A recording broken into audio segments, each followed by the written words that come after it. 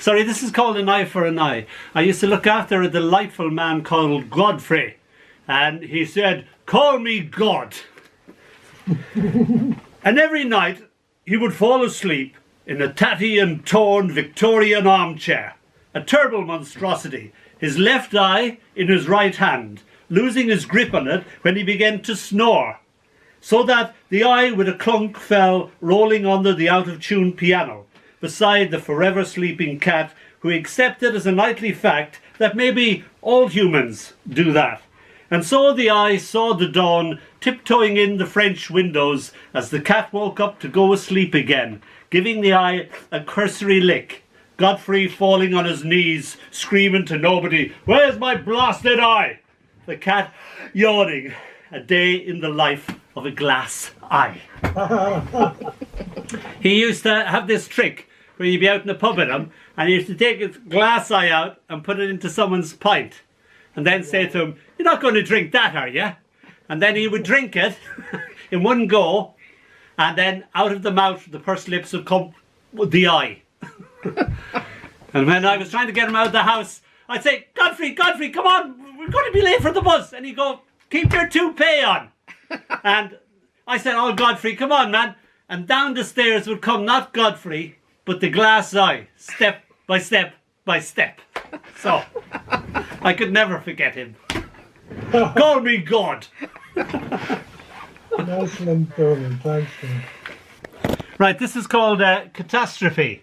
I was teaching up in Leytonstone, and I was at the top of the building, the far end of the building for each class. And it took about 10 minutes to get to the next bit. And it was the end of the day, and I went up to the top, and I was looking for a special needs class. And I come in my black coat, my long hair, and I go, "Is this 2B?" And I've got 5 little munchkins, and they're all totally terrified of this man. And they go, "No, I mean yes." And that's how they talked all the time.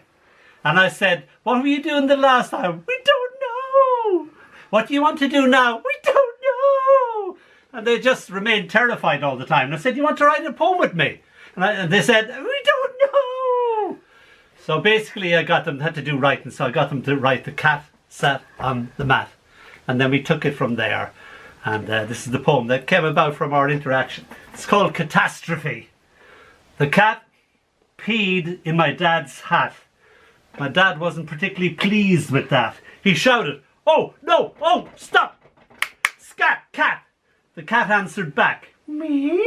How?" "Spit, hiss." My dad said, "That's that. That cat has got to go." We said, "No." The cat said, "Exactly. When you gotta go, you gotta go." My dad said, "It's either that cat or me."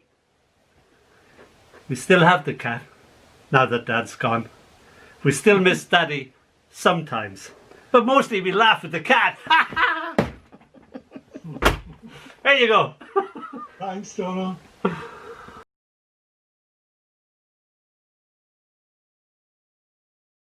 I used to be looking after this lovely woman, and I was making her bed for her. And when I was doing that, I started singing from The Merry Widow, and she was surprised that I knew The Merry Widow.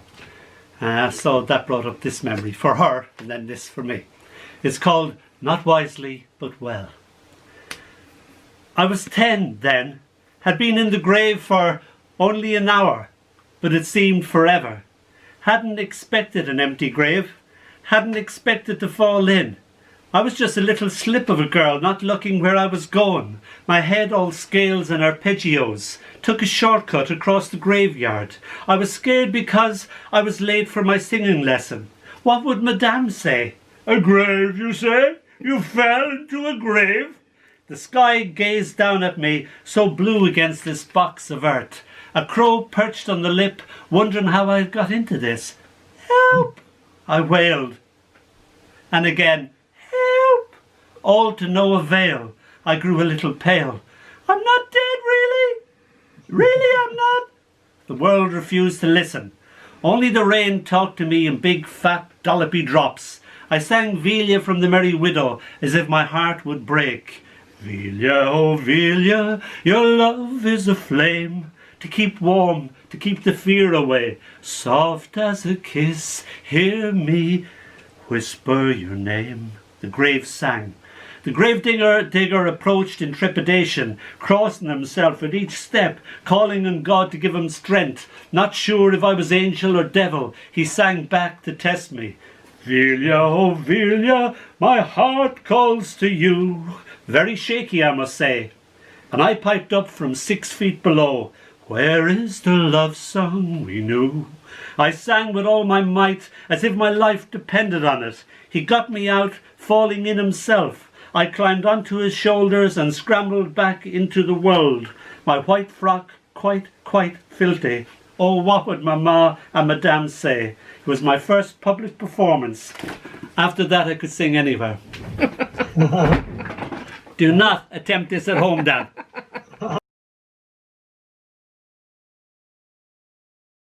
It's called 7 times 7 is... When I was 4, I fretted over things I couldn't do, like tie my tie, tie my shoe. Laces were beyond me, as were such things as 7 times 7 is... No, it's gone again. My dad would get it right every time. I'd forget. Or he would tie my laces so they couldn't come undone, or do me a splendid Windsor knot. For the life of me, I simply could not. And when I grew up to be 5, would I know by then? Surely by 10. Was never sure about being sure. Ties, laces, times tables defeating me. My father all love and hugs and smiles. Now them I could do. And my father could pin a river down, a blue line flowing in an atlas, watching it wriggle under his thumb. Vltava he'd command it, and it would pause to listen to its name. He told me the river lived in Prague, and that was somewhere I forget. And here I am at almost 64, gazing at the Vltava in person. Know it for what it is, and all its swans, all its swans. I even know where Prague is now. I stand in its December. My Father who art in heaven, I pray to you as I would do when I was 2, you better than any god I could ever imagine. So here I be in Praha, watching the waters of the Vltava, repeating a Czech tongue twister, laughing at its absence of vowels. Pritkrit skrizdrin sepriv schlit hirst zern. What a howl. Still have trouble with those damn laces. My wife laughs as they come undone and, oh God, come undone. Damn them. Can only make a bad stab at a Windsor knot. Get by not wearing a tie. Hugs and loves and smiles, I know them by heart.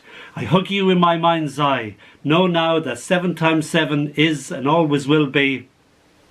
Oh, it's gone again. Sorry, what did you say? What does print crit skrizdrin sapriv schlit hercern mean? Oh, you don't want to ask me that, do you? Oh, all right. It means a mole farted through grass having swallowed a handful of grain. Okay, now you know. Oh.